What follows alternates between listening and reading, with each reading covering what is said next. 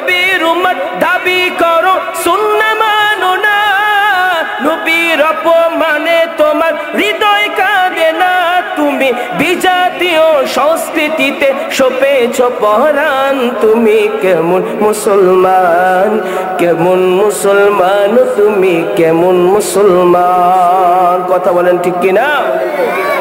মুসলমানদের যুবক তাদের চুলগুলো অনেক সময় দেখা যায় নেইমারের মতো। মুসলমানদের যুবকের চুল মনে সময় দেখা যায় নেইমার মেসির মতো। মুসলমানদের আদর্শ তো রসুলের তরিকা অনুযায়ী চলা।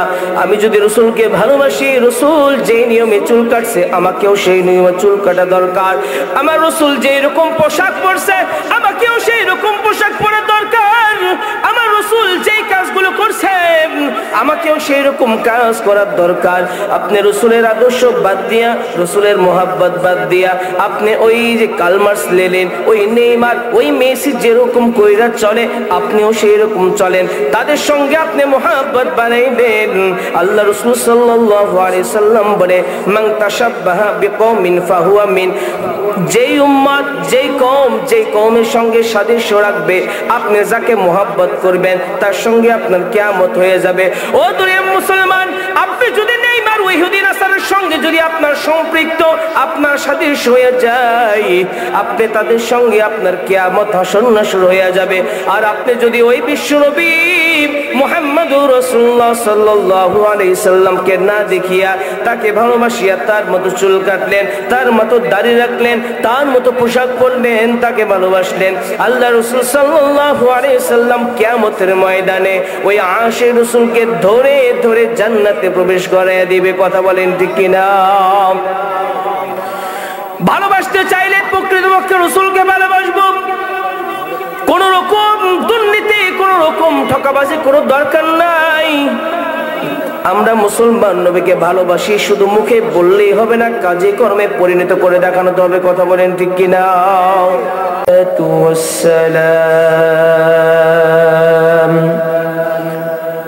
وقال تعالى في شان حبيبه إن الله وملائكته يصلون على النبي يا أيها الذين آمنوا صلوا عليه وسلموا تسليما। সকলে জবানকে ছেড়ে দিয়ে দুরূদ ইব্রাহিম পড়ি। আল্লাহুম্মা সাল্লি আলা মুহাম্মাদিন ওয়া আলা আলি মুহাম্মাদ কামা সাল্লাইতা আলা ইব্রাহিম ওয়া আলা আলি ইব্রাহিম ইন্নাকা হামিদুম মাজিদ। আল্লাহুম্মা বারিক আলা মুহাম্মাদ ওয়া আলা আলি মুহাম্মাদ কামা বারাকতা আলা ইব্রাহিম ওয়া আলা আলি ইব্রাহিম ইন্নাকা হামিদুম মাজিদ। সকলে অন্তরের অন্তঃস্থল থেকে একটু আল্লাহর নামের জিকির করি। লা ইলাহা জোরে লা ইলাহা ইল্লাল্লাহ লা ইলাহা লা ইলাহা ইল্লাল্লাহ লা ইলাহা। আরো জোরে বলা যায় না? লা ইলাহা লা ইলাহা লা ইলাহা ইল্লাল্লাহ লা ইলাহা ইল্লাল্লাহ লা ইলাহা ইল্লাল্লাহ লা ইলাহা। রে বহু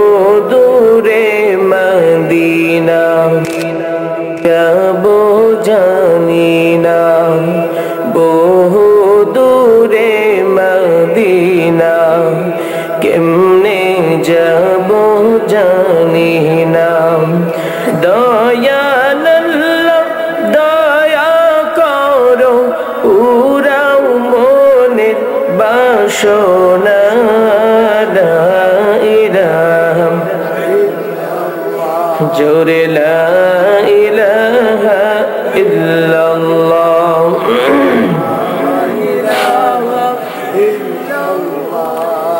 লা ইলাহা ইল্লাল্লাহ।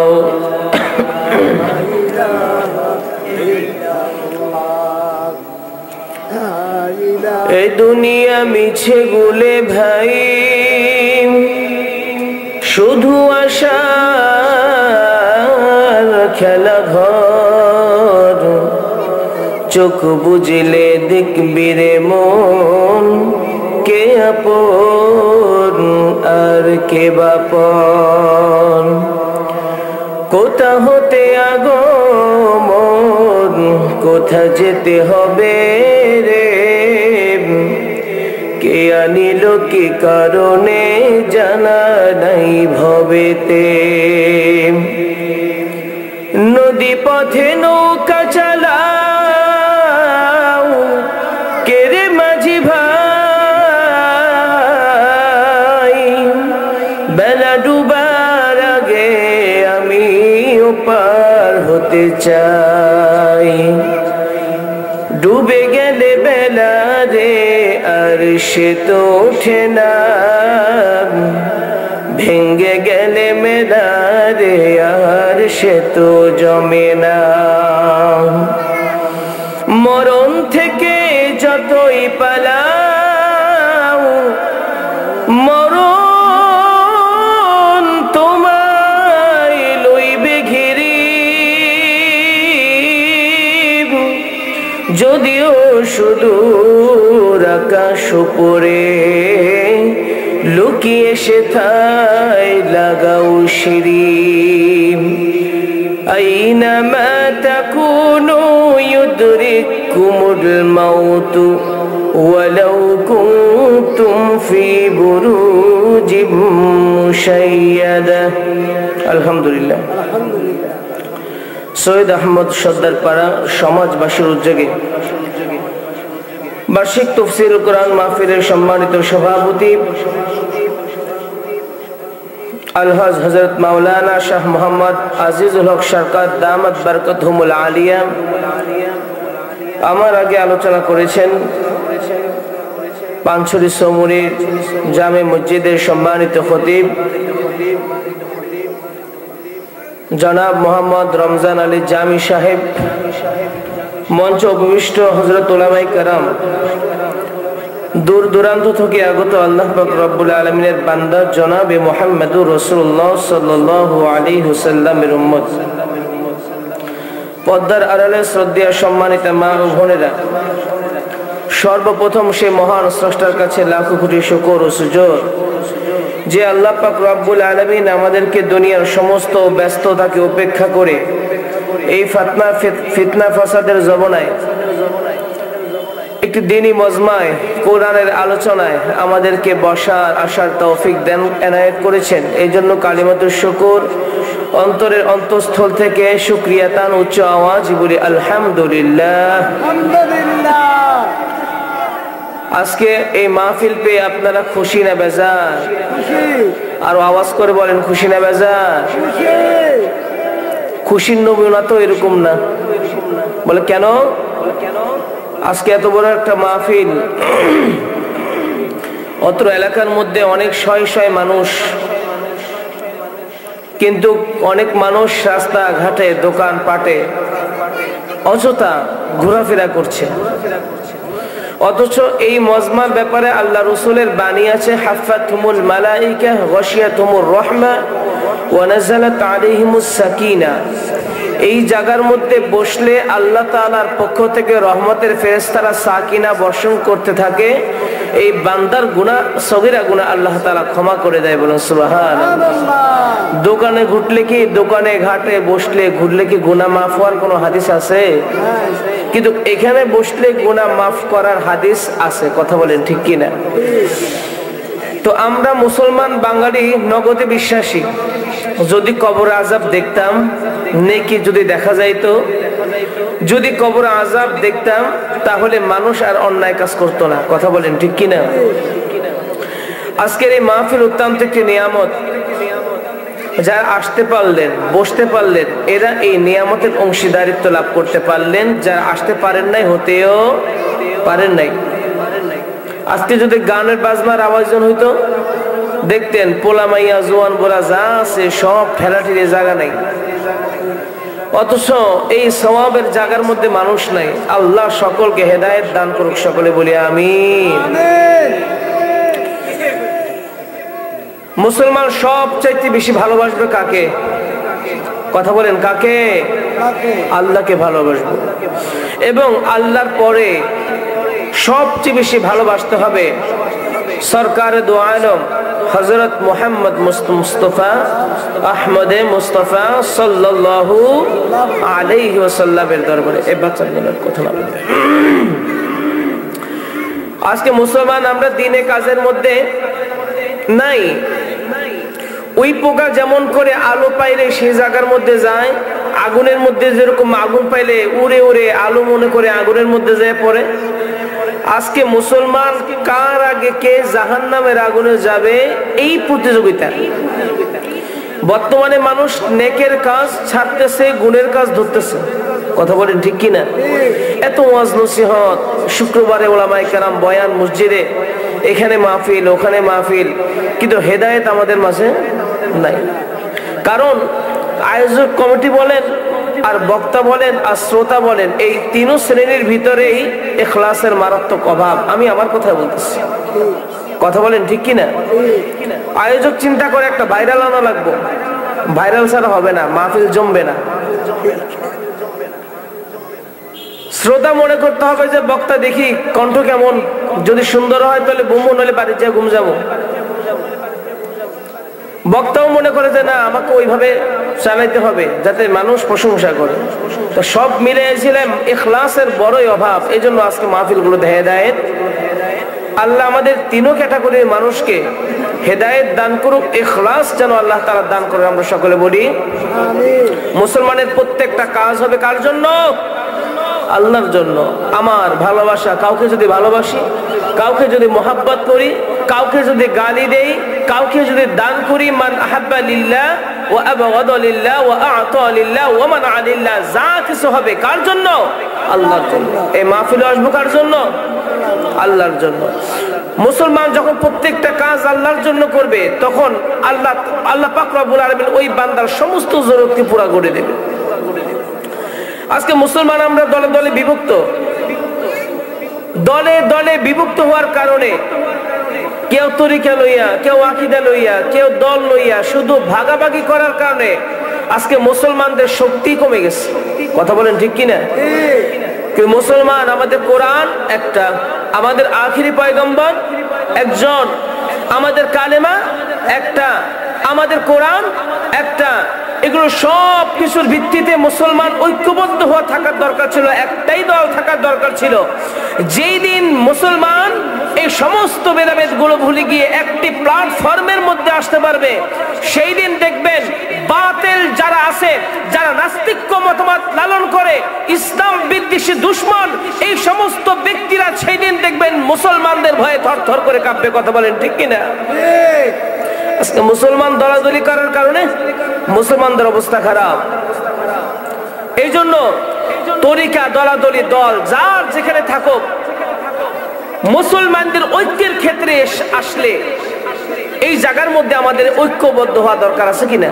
আছে, না হয় আমাদের কপাল করবে। এই জন্য আমাদের প্রত্যেকটা জায়গার মধ্যে আল্লাহ এবং তার রসুলের সুন্নাহকে অনুসরণ করা, আল্লাহ রসুলকে মহব্বত করা, আল্লাহকে মহব্বত করা, আল্লাহ রসুলের ইতাআত করা, আল্লাহ রসুলের কথাগুলো মানা। আল্লাহ পাক রব্বুল আলামিন বলে, কুল ইন কুনতুম তুহিব্বুনাল্লাহ, হে নবী আপনি জানিয়ে দেন,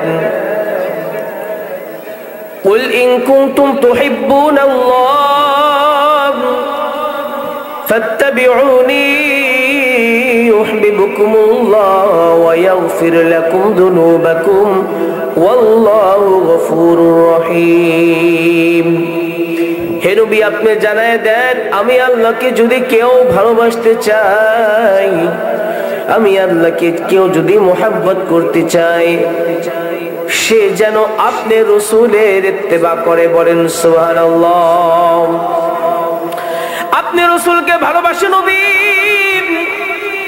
কারণ আমি আল্লাহ পাক রব্বুল আলামিন এই আসমান বানাইছি, চন্দ্র বানাইছি, জমিন বানাইছি, সবকিছু বানাইছি, এগুলো একমাত্র বানাইছি একমাত্র নবী আপনার জন্য। আপনাকে না বানাইলে নবী আমি এগুলো কিছু বানাইতাম না। বড় মোহাব্বত করে আপনাকে বানাইছি। আপনার যে সমস্ত উম্মত আপনার নবীকে মোহাব্বত করবে, সে যেন আমি আল্লাহকে মোহাব্বত করবে। আল্লাহ রাসূল সাল্লাল্লাহু আলাইহি সাল্লাম বলে, মান আহাব্বা সুন্নতি ফাকাদ আহাব্বানি ওয়া মান আহাব্বানি কানা মাইয়া ফিল জান্নাহ। যে ব্যক্তি আমি রাসূলকে ভালোবাসতে চায়, আমি রাসূলের সঙ্গে যে ব্যক্তি জান্নাতে থাকতে চায়, আমি রাসূলকে যে ব্যক্তি ভালোবাসতে চায়, সে যেন আমি রাসূলের সুন্নাতগুলো অনুসরণ করে, বলেন সুবহানাল্লাহ। আল্লাহ রাসূলকে মোহাব্বত করার অন্যতম মাপকাঠি হচ্ছে রাসূলের সুন্নাত। আজকে মুসলমান সুন্নাত থেকে বহু দূরে সরে গেছে। মুসলমান নবীর সুন্নাতের সঙ্গে কোনো সম্পৃক্ততা নাই। ও দুনিয়ার ইমানদার, আল্লাহ রাসূল সাল্লাল্লাহু আলাইহি সাল্লামের কথা অনুযায়ী আমি রাসূলকে যদি ভালোবাসতে চাই, রাসূলের সুন্নাত আমাদেরকে অনুসরণ করতে হবে, রাসূলের সুন্নাহগুলো আমাদেরকে মানতে হবে। কথা বলেন ঠিক কি না? আপনি আপনার স্ত্রীকে ভালোবাসেন, অনেক ভালোবাসেন। আপনার স্ত্রী বলল, স্বামী তুমি কালকে আসার সময় বাজার থেকে আমার জন্য লিপস্টিক আনিও, শাড়ি আনিও, আমার এটা এটা লাগবে। বলো তো স্ত্রী, বিবি তোমাকে অনেক ভালোবাসি, কিন্তু তুমি আমারে এই কিছু আনতে কইও না, এমনি তোমার ভালোবাসি, আমার শাড়ি লাগবো তো, আর তোর বাদ দাও এটি, আমি তোমারে ভালোবাসি। আচ্ছা আপনারাই বলেন, এই ভালোবাসার কি কোনো দাম আছে? আসেনি দাম? যদি আপনার স্ত্রীকে ভালোবাসেন, আপনার স্ত্রীর যেই জরুরত আছে শারীরিক মানসিক, এগুলো চাহিদা পূরণ কইরেই তো তারে ভালোবাসতে হবে। কথা বলেন ঠিক কিনা? যুবকরা কয়, হুজুর আমার তো বউ নেই, নাই সামনে হবে, তার মানে আবার এখন আবার প্রেম টেম করা যাবে না, এটা করা যাবে না। তা আপনি আপনার স্ত্রীকে ভালোবাসবেন, তার চাহিদা পূরণ কইরেই ভালোবাসা, তো এটাই ভালোবাসার মাপকাঠি। আপনি রাসূলকে ভালোবাসেন, বছরে একবার মিলাদুন নবীর দিন আইলে আপনি বিরানি আর জিলাপি নিয়ে দৌড়াইবেন আর বলবেন আমি আশিকে রাসূল। এই সুন্নির এই ভালোবাসা আমার রাসূলের দরকার নাই। কথা বলেন ঠিক কিনা? রাসূলকে ভালোবাসলে শুরু থেকে শেষ পর্যন্ত, একদম জীবনের শুরু থেকে শেষ পর্যন্ত, প্রত্যেকটা সেকেন্ডে, প্রত্যেকটা মিনিটে, প্রত্যেকটা ঘন্টায়, আমার ব্যক্তিগত জীবনে, পারিবারিক জীবনে, সামাজিক জীবনে, রাষ্ট্রীয় জীবনে আমার রাসূলের আদর্শ বাস্তবায়ন করাই এটাই প্রকৃতপক্ষে আশিক রাসূলের পরিচয়। কথা বলেন ঠিক কিনা? এমনি মুসলমান, আমার বাবা মুসলমান, আমি মুসলমান, এই মুসলমানের পরিচয় দিয়া নামাজ নাই, কালাম নাই, রাসূলের সুন্নাতের লগে খবর নাই, সুদ খায়, ঘুষ খায়, দুর্নীতি করে, জেনা করে, চুরি করে, বাটপারি করে, নামাজ পড়ে না, ইমামের পিছনে লাগে, এরকম মুসলমান আছে না নাই? তুমি রমজান এলে রাখো না রোজা, দিনকে করো আঘাত, পয়সা করির নাই তো অভাব, দাও না তো যাকাত, তুমি ইমানদারির বড়াই করো, নেই তোমার ঈমান, তুমি কেমন মুসলমান, কেমন মুসলমান তুমি, কেমন মুসলমান? নামাজের সাথে নাই পরিচয়, মানো না কোরআন, তুমি কেমন মুসলমান, তুমি কেমন মুসলমান? তুমি নবীর উম্মত দাবি করো, সুন্নাহ মানো না, নবীর অপমানে তোমার হৃদয় কাঁদে না। কথা বলেন ঠিক কিনা? তুমি নবীর উম্মত দাবি করো, সুন্নাহ মানো না, নবীর অপমানে তোমার হৃদয় কাঁদে না, তুমি বিজাতীয় সংস্কৃতিতে সপেছ পরাণ, তুমি কেমন মুসলমান, কেমন মুসলমান তুমি, কেমন মুসলমান? কথা বলেন ঠিক কিনা? মুসলমানদের যুবক, তাদের চুলগুলো অনেক সময় দেখা যায় নেইমারের মতো। মুসলমানদের যুবকের চুল মনে সময় দেখা যায় নেইমার মেসির মতো মুসলমানদের আদর্শ তো রসুলের তরিকা অনুযায়ী চলা। আমি যদি রসুলকে ভালোবাসি, রসুল যে নিয়মে চুল কাটছে আমাকেও সেই নিয়মে চুল কাটা দরকার। আমার রসুল যে রকম পোশাক পরছে আমাকেও সেই রকম পোশাক পরা দরকার। আমার রসুল যেই কাজগুলো করছে আমাকেও সেই রকম কাজ করার দরকার। আপনি রসুলের আদর্শ বাদ দিয়া, রসুলের মোহাব্বত বাদ দিয়া আপনি ওই যে কালমার্স লেলেন, ওই নেইমার, ওই মেসি যেরকম কইরা চলে আপনিও সেই রকম চলেন, তাদের সঙ্গে আপনি মোহাব্বত বানাইবেন। আল্লাহ রাসূল সাল্লাল্লাহু আলাইহি সাল্লাম বলে, মান তাশাব্বাহা বিকওমিন ফাহুয়া মিন। যেই উম্মত, যেই কওম, যেই কওমের সঙ্গে সাদৃশ্য রাখবে, আপনি যাকে মোহাব্বত করবেন তার সঙ্গে আপনার কিয়ামত হয়ে যাবে। ও দুনিয়ার মুসলমান, আপনি যদি নেইমার ইহুদি নাসারার সঙ্গে যদি আপনার সম্পৃক্ত, আপনার সাদৃশ্য হয়ে যায়, আপনি তাদের সঙ্গে আপনার কিয়ামত হাসর নাসর হয়ে যাবে। আর আপনি যদি ওই বিশ্বনবী মুহাম্মদুর রাসূলুল্লাহ সাল্লাল্লাহু আলাইহি সাল্লামকে না দেখিয়া তাকে ভালোবাসিয়া তার মতো চুল কাটলেন, তার মতো দাড়ি রাখলেন, তার মতো পোশাক পরলেন, তাকে ভালোবাসলেন, আল্লাহ রাসূল সাল্লাল্লাহু আলাইহি সাল্লাম কিয়ামতের ময়দানে ওই আশিক রাসূলকে ধরে ধরে জান্নাতে প্রবেশ করায় দিবে। কথা বলেন ঠিক কিনা?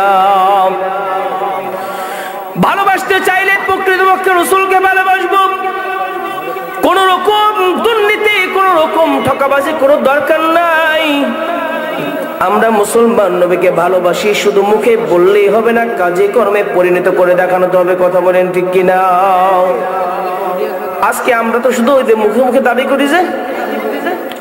এই জন্য ইসলাম বিদ্বেষী যত রকম শত্রু আছে, কাফির মুশরিকরা, এরা মুসলমানদের কিছুদিন পর পর যাইতে না যাইতে কোরআনের বিরুদ্ধে কথা বলে, রসুলের বিরুদ্ধে কথা বলে, আল্লাহর বিরুদ্ধে কথা বলে, মসজিদের বিরুদ্ধে কথা বলে, মাদ্রাসার বিরুদ্ধে কথা বলে। আছে না নাই? তাদের বিচার আসেনি? আরে কথা বলেন, আসেনি? নাই, তাদের বিচার নাই তো। অথচ বিগত সরকারের সময় আমরা দেখছি বঙ্গবন্ধু শেখ মুজিবুর রহমানের লইয়া যখন দুই একটা খারাপ কথা কইছে, 24 ঘন্টার ভিতরে তার অ্যারেস্ট কইরা হাজরতের মধ্যে ঢুকাইছে না? আরে কথা বলেন, ঢুকাইছে কিনা? তারপর হাসিনার নামে যে উল্টাপাল্টা কথা কইছে, 24 ঘন্টার ভিতরে অ্যারেস্ট করে তারে ঢুকাইছে। কথা বলেন ঠিক কিনা? কিন্তু বিশ্বনবী যাকে সৃষ্টি না করলে কেউ সৃষ্টি হইতো না, সেই আল্লাহ রসুলের বিরুদ্ধে শাহবাগীরা যা ইচ্ছা তাই বলেছে, যা ইচ্ছা তাই করেছে। তাদের বিচার এই জমিনের মধ্যে হয় নাই। যারা নাস্তিকদের পক্ষে ছিল, কোরআনের বিরুদ্ধে ছিল, উলামায়ে কেরামের বিরুদ্ধে ছিল, তাদের বিরুদ্ধতার কারণে আল্লাহ পাক রব্বুল আলামিন এই 5 আগস্ট তাদেরকে জুতা পিটা করে এই দেশ থেকে বিতাড়িত করেছে। কথা বলেন ঠিক কিনা? আল্লাহ ছেড়ে দেয় কিন্তু কাউকে ছাড় দেন না। অনেক উলামায়ে কেরামের অযথা জেলখানার মধ্যে তাদেরকে পচে মারাছে। কথা বলেন ঠিক কিনা?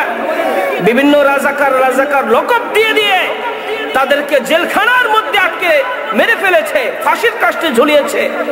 অথচ সেই রাজাকার লকবের কারণেই আল্লাহ তাদের এই বাংলার জমিনে পতন ঘটাইছে। কথা বলেন ঠিক কিনা? ফেরাউনকে 300 বছর রাজত্ব ছিল, এরও পতন হয়েছে, এদেরও পতন হয়েছে। যদি আবার কেউ জুলুমবাজি করে এই জমিনে তাদেরও পতন। কথা বলেন ঠিক কিনা? এজন্য আমরা জুলুমকারীর পক্ষে থাকবো না, মাজলুমের পক্ষে থাকবো। কথা বলেন ঠিক কিনা? কাদের পক্ষে থাকবো? মাজলুমের। আল্লাহ রাসূল সাল্লাল্লাহু আলাইহি সাল্লাম মাজলুমের পক্ষে ছিলেন। যারা গরীব তাদের পক্ষে ছিলেন, যারা অসহায় তাদের পক্ষে ছিলেন। আল্লাহ রাসূল সাল্লাল্লাহু আলাইহি সাল্লাম আবু জেহেলের লগে ইতাআত করে নাই। আল্লাহ রাসূলকে প্রস্তাব দেওয়া হয়েছে, নবী আপনি তো ধর্ম পালন করেন, ভালো কথা, আপনি এক কাজ করেন, আপনার আমরা গাড়ি দিমু, নারী দিমু, বাড়ি দিমু, সব দিমু, আপনি আমার দলের বিরুদ্ধে কিছু কইেন না, আমার মুক্তির বিরুদ্ধে কিছু কইেন না, বিনিময় সব আপনাকে দেওয়া হবে। আল্লাহ রাসূলকে তাদের প্রস্তাব মেনে নিয়েছিল? কথা বলে নিয়েছিল? নাই নাই। অতএব মুসলমানদেরকে কত রকম শত রকম চক্রান্ত ষড়যন্ত্র করা হোক না কেন, মুসলমান সব বিক্রি করতে রাজি, মুসলমান কখনো ঈমান বিক্রি করতে রাজি না। কথা বলেন ঠিক কিনা? ঈমানের অনেক দাম ভাই। এই ঈমানের বদলেতে আল্লাহ পাক রব্বুল আলামিন জান্নাত দিবে। কারণ প্রথম শর্তই আপনি ঈমান, ইন্নাল্লাযীনা আমানু ওয়া আমিলুস সলিহাত। আগে ঈমান, তারপরে আমল। তো আমাদের ঈমান পাকা করার দরকার আছে কিনা? আছে। তো অনেক ইমানদার দেখবেন এমনি মুখে মুখে ইমানদার দাবি করে, ওমিনান নাসি মান ইয়াকুলু আমান্না বিল্লাহি ওয়া বিল ইয়াউমিল আখির। আল্লাহ রাসূল কাছে বলছে, রাসূলুল্লাহ আমি আপনার উপর ঈমান আনছি, আল্লাহর উপর ঈমান আনছি, আমি আপনার দলের লোক, কিন্তু পিছনে যাইয়া কাফের মুশরিকের সঙ্গে আতাত করছে। এরকম আছে না? এখনো আছে কিনা? এমনি টুপি মাথার দেয় হাজির সাহেব গাজী সাহেব, কিন্তু নামাজ পড়ে ইমাম সাহেবের পিছনে লাগে। তার ওই যে কালকে শান্তিপুর বয়ান করছি, ওখানে বলে 4 মাসের ভিতরে 4 জন হুজুর শেষ। 4 মাসের ভিতরে 4 জন ইমাম সাহেব মসজিদ থেকে বিদায়, অর্থাৎ কমিটির গোতাগুতির কারণে কোন ইমাম সাহেব টিকতে পারে না। তো আমরা হুজুরের দরজা টোকাই, নিজের আঙ্গুলটা একটু নিজের দিকে দেখি না, নিজে কত ভালো, 5 ওয়াক্ত নামাজ পড়ে কিনা, আমার ছেলে মেয়ে পর্দা করে কিনা, আমার স্ত্রী পর্দা করে কিনা, আমি সুন্নতের উপরে আছে কিনা, আমার হালাল 100% ইনকাম হালাল কিনা, এটা তো নিজের দিকে দেখি না। শুধু দেখি হুজুরের জুব্বা, ভালো জুব্বা কাট দিছে, হুজুরের বউ, এই সমস্ত কত কিছু হুজুর নিয়ে আসো টেনশন আছে না নাই? হ্যাঁ, কেউ মসজিদে দেখবেন টাকা দিব, মাদ্রাসায় টাকা দিয়ে বলবো হুজুর ধরেন দোয়া চাই, আমার জন্য দোয়া করেন। আর কেউ টাকা না দিয়ে আয়াকে বলছে টাকা দিছে, হিসাব দেন কয় টাকা দিছে, কি করছেন হিসাব দেন। তো কেউ টাকা দিয়ে দোয়া চায়, আর কেউ টাকা না দিয়ে হিসাব চায়। এরকম মানুষ আছে না নাই? আল্লাহ এদেরকেও হেফাজত করুক, আল্লাহ তাদেরকেও সহি সমঝ দান করুক, আমরা সকলে বলি ভাইরা আমার। রসুলকে মহব্বত করার অন্যতম মাপকাঠি রসুলের সুন্নাত। আর আরেকটা মাপকাঠের কথা আজকে জানায়, সেটা হচ্ছে রসুলকে মহব্বত করার অন্যতম মাধ্যম রসুলের প্রতি দরুদ পড়া। কি পড়া? দরুদ পড়া মানে শুধু ইয়া নবী সালাম আলাইকা না, দরুদ আপনি পড়বেন 24 ঘন্টা। বাথরুমে ছাড়া যে কোনো অবস্থায় আপনি, মানে নাপাকি হালত ছাড়া যে কোনো অবস্থার মধ্যে আপনি দরুদ পড়বেন। আল্লাহ রাসূল সাল্লাল্লাহু রাদিয়াল্লাহু তাআলা আনহু قال قال رسول الله صلى الله عليه وسلم من صلى علي واحدا صلى الله عليه عشرا। আল্লাহ রাসূল সাল্লাল্লাহু আলাইহি সাল্লাম বলে, যে ব্যক্তি আমি রাসূলের প্রতি দরুদ পড়বে, কয়বার দরুদ? একবার। যে ব্যক্তি আমি রাসূলের মহব্বত করে একবার দরুদ পড়বে, আল্লাহ পাক রব্বুল আলামিন তার আমলনামার মধ্যে 10টা নেকি লিখে দেবে। বলেন না সুবহানাল্লাহ। শুধু নেকি লিখবে তাই নয়, তার আমলনামার মধ্যে 10টা গুনাহ আল্লাহ পাক রব্বুল আলামিন মোচন করে দিবেন। শুধু গুনাহ মোচন করে দিবে তাও নয়, আল্লাহ পাক রব্বুল আলামিন ওই বান্দাকে 10টা মর্যাদা বাড়ায় দিবে। বলেন সুবহানাল্লাহ। দরুদের এত দাম, এত মর্যাদা। যে ব্যক্তি দরুদ পড়বে, 24 ঘন্টা দরুদ পড়বে, তার মনের হালত আল্লাহ পাক রব্বুল আলামিন পরিবর্তন করে দিবে। আল্লাহ রাসূল সাল্লাল্লাহু আলাইহি সাল্লাম বলে, কিয়ামতের ময়দানে আমি রাসূলের পাশে যদি কেউ থাকতে চাই, আমি রাসূলের সঙ্গে জান্নাতে থাকতে চাই, আমার নিকটবর্তী হতে চাই, তাকে আন আব্দুল্লাহ বিন মাসউদ রাদিয়াল্লাহু তাআলা আনহু قال رسول الله صلى الله عليه وسلم لو ان الناس يوم القيامه اكثرهم على الصلاه। কেউ যদি কিয়ামতের ময়দানে আমি রাসূল সাল্লাল্লাহু আলাইহি ওয়াসাল্লামের নিকটে থাকতে চায়, সে যেন বেশি বেশি করে দরুদ পড়ে। বলেন না সুবহানাল্লাহ। দরুদ আপনাকে আপনার রাসূলের সঙ্গে মহব্বত বাড়ায় দিবেন। দুনিয়ার ভিতরে যে মোবাইল চালায়, এখানে কল করলে সঙ্গে সঙ্গে বিদেশের মধ্যে চলে যায়। কথা বলেন ঠিক কিনা?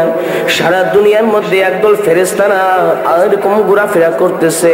যে ব্যক্তি সুন্দর করে দুনিয়ার ভিতরে যে প্রান্তে হোক না কেন আল্লাহ রাসূলের শানে দরুদ পড়বে, আল্লাহুম্মা সাল্লি আলা মুহাম্মদ এরকম পড়বে, কে না পারলেও অন্তত সাল্লাল্লাহু আলাইহি ওয়াসাল্লাম এটা পড়বে, সঙ্গে সঙ্গে আল্লাহ পাক রব্বুল আলামিনের কিছু ফেরেশতারা সারা দুনিয়ার মধ্যে বিচরণ করে। এই ফেরেশতাগুলো সঙ্গে সঙ্গে মদিনার টাওয়ারের সঙ্গে সংযোগ করে দিবে।